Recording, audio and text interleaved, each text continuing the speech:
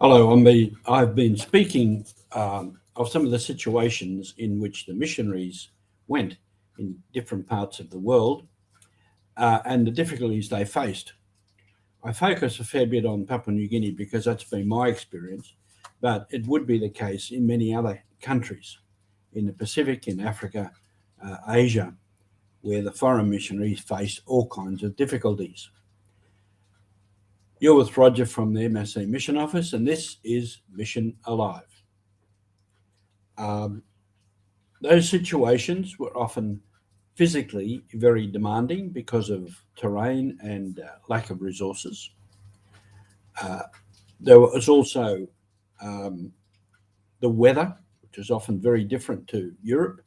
The fact of tropical sicknesses, malaria, and so on. The terrain, the physical terrain, was often very, very difficult.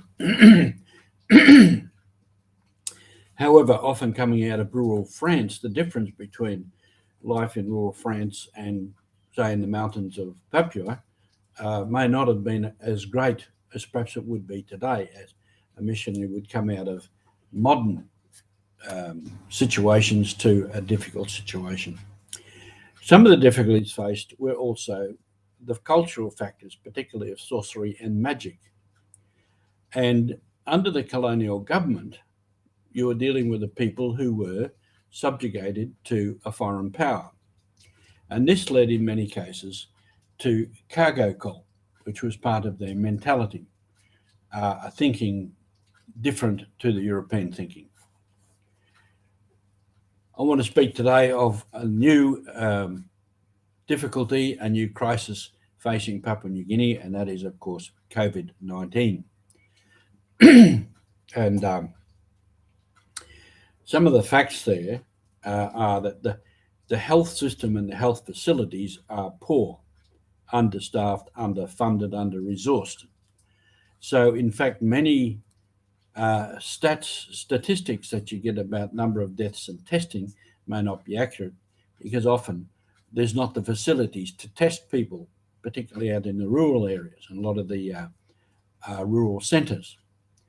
The medicines, in any case, for normal sicknesses, is often not there, and there's understaffing.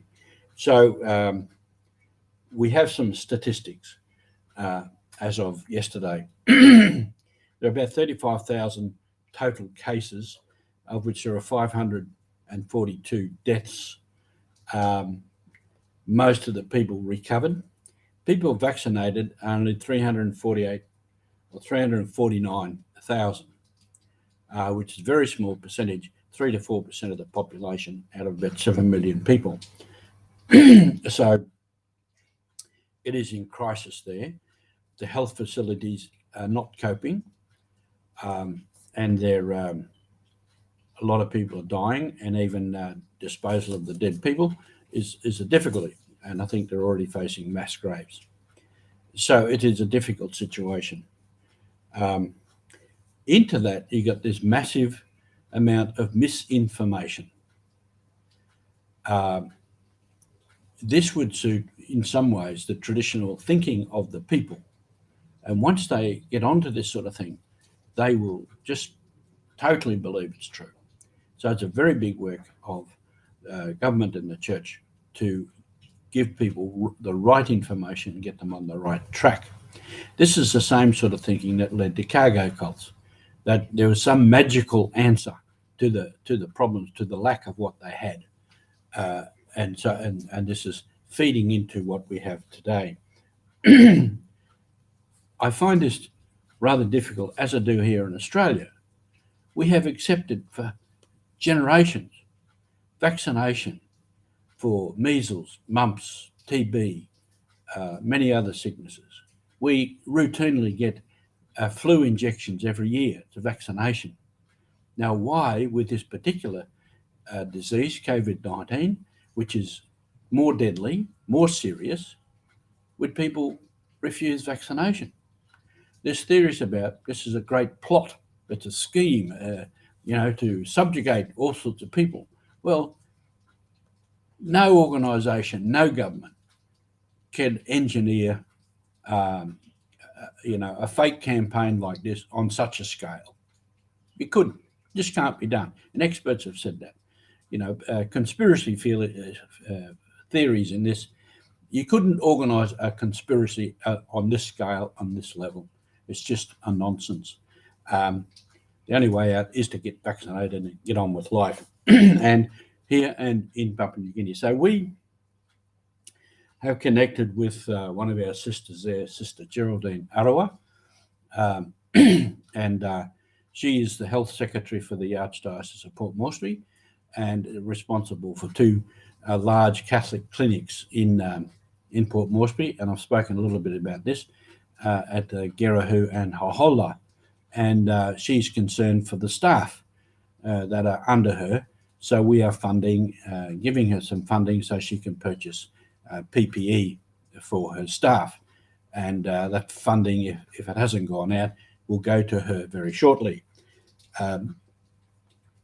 So this is another situation where the church finds itself in a country like Papua New Guinea, as we are in many other countries, Fiji, Kiribati, many parts of Africa, India, Vietnam.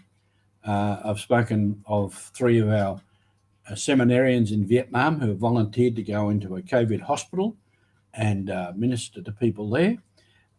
In the Philippines, the church there, the MSCs, along with all their friends and relatives and associates, actively raise funds and support COVID families that perhaps are not working, who find it difficult to support them with food and clothing and other things.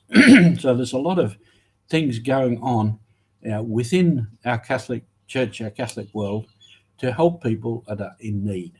And that's where the mission is today. Just as the French missionaries before, they set up schools, clinics, they made roads, they put in airstrips, as well as doing their work of evangelizing and catechizing. The church faces a new situation today. And I would think overcoming these conspiracy theories and, to me, in really stupid ideas about vaccination is a work of evangelization to get people onto the right track and to get a good life. So the mission is alive today, and we are helping, particularly in this case, Sister Geraldine in Port Moresby, and she's got a big mission on her hands there. Thank you for being with us on mission. And since I'm live, I've got to get the right splash plate up there.